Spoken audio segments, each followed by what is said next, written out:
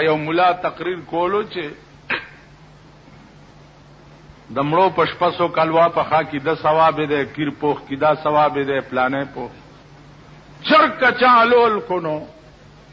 نیغ به جنت ته ا د مولا خزه اوریدلی دی هغه خیال کړی دی چې زول جنت ته نه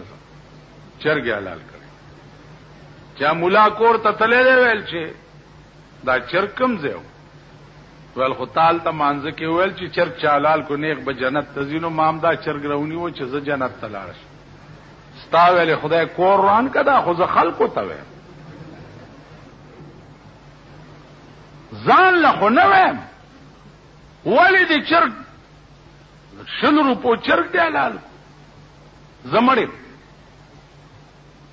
ویل سړیا په آرام کې نه مسله دې کړې ویل مړم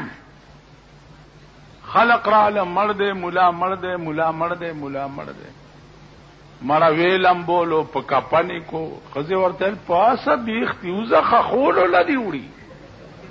ویل زمړم چرګ دی ولې حلال کړی مړم مړ وې جنازه دې روانه مړ وړه دې دیریلا چې لحد کې ورکوس کړه دې خزه ویلو درګي مالې سو وصیت کړو ورکوزه شوی دا ویل خختی در پسی لگئی بیختی وزا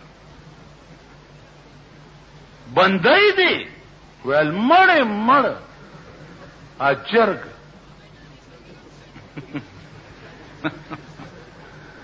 ویل خود رے گنو پاس چرا ٹوپ کڑے دے آواز کڑے دے ویل خلق واو رئی ملا مڑ شو رازئی مال تعالی دے رازئی مړی کپن په سر نیغ د لحد نه را ټوپ کو ویل د چاپلار خو به تعالی کی نو یو وروړه هغه کار دی چې مونږ چرګ پسې مړ شو دا دعا کوه چې خدایا تانې تا کچرو تا اسپیټال ته مې ضرورت مه پیښه دا دعا هر ځای ته چې ورشي شرمخان پکې ناز چی خوری دی فناکای دا کم چې لک خدي دا د ګیدړ رونه ګیدړ د دوبي په نیل کې وګورځي تکشین چې ځان ته کتلی چې بیړه غرکه شو خو ځشین شو ګیدړان به مم خپل ځان سره نه پریږي او کوم بچ پلار روان دي کارغه په مخه ورغله ویل ماما په خیر شه ویل بس خوریا ډېرې بدې چارې مې وکړې اوس مې لباس بدل کو حج ته روان که خیال وکړي دوی چې د خپل عادت نه پریوزي بیا ګیره پریږي چې ګیره د سپینه شي او پرې دې نو په بم ولګي نو څه کپرې دې نو پتا څه کارغه ورته وی چې ماما چې ته دومره خشوي کارغان خوري زمزم حج وې راځه خوريه چې مخ کې تله د چرګ په مخ ورغله ماما په خیر جوړ تکړه دا ولې ویل خوريه ډېرې بدې چارې مې وکي اوس مې لباس بدل کو حج ته روان ویل ماما زم در سره پلاره ګیدړ مخ کې او چرګ او کارغه ورپسې شپه پر راغلی دا یو سوري ته ننوتی دي چې څه شیمونو خوري په دې کې بشپه تیر کونو سار به بیا چې ننوتی دي نو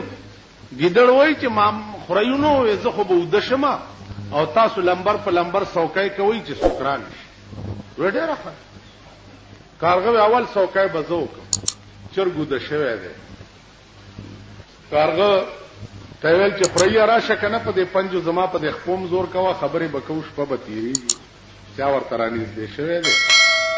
او ته پریا یو تپوس در نه کومه خو که جواب درانه کو نو مرګ دې زیادي ول ماما وایا ودا تورواله په تاسو کې د کم سن نه را روان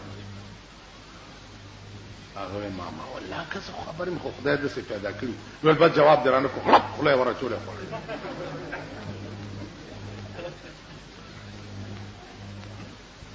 چې سات تیر د چرګ را پاسونه چې خوري پاس استاد سوکای نمبر دی وې ډېره ښه ده کارغه څه شو داسې بار لګتلی چې چرګ رانږدې شو چې خوریا وې زما په دې خپوم داسې په دې پنجو زور کوو خبرې اترې به کوو شپه به تېرو خو یو تپوس در نه کوم که دې حالو نه وي نو مرګ دې ځای دی وې ماما څه تپوس بس غړپ کړي دي هغه د خلقو مزاج ز تاسو ته خیم په یو ځای کې لرګی خخ کو داسې او نامه پې کېښوه ډانګ بابا ډانګ بابا ډانګ بابا ډانګ بابا ډانګ بابا اوس خلق دا تپوس نه کوي چې هلکه دا ډانګ ورته ولې وي تپوس نشته خو ډانګ بابا ډانګ بابا ډانګ بابا ښځې د سړو نه مخکې او سړي د ښځو نه مخکې هر مراد پې حاصلېږي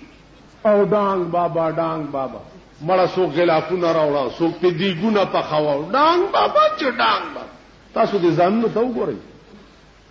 قسم په خدای چې د دې خلکو حال زه وګورم زما هغه اصلي زیارتونو متعلق هم شک پیدا شي چې دوی چېرته غلط داسې را مشهور شوي نه دلته یو دوه ډمان چا مړه کړي دوپړو باجو سره ډمې سره تلي چې هلته یې مړه که صاحبه جوړه شهیدان زما د ترور لور د درې نه راله وې بچي مې نه کېږي جوړه شهیدانو ته راغلې دا تلي صاحبه ډانګ بابا چې دا دنیا پې راماته شوه هغه سړي وې خوب مې ولید چې خلکو نه ډېر تنګ یم او دې ځای نه مې وباسئ بل چېرته مې یوسئ خلکو وی راوی کني ټوله دنیا رااله چې مونږ یې وګورو چې دا څنګه به خو چې راوی وستو دغسې لرګی په قبر کې پروت وی ویل دا ډانګ بابا ورته ځکه وی دا مې ستاسو ایمان درته ښودو کوره مران شه خدای نه پیژنئ رسول نه پیژنئ که الله الله درته څوک ووایي ورمنډه کوئ نه خو د ډانګ بابا نوم هم اورېدلی نه چې ښځې او نر ورته راخلاص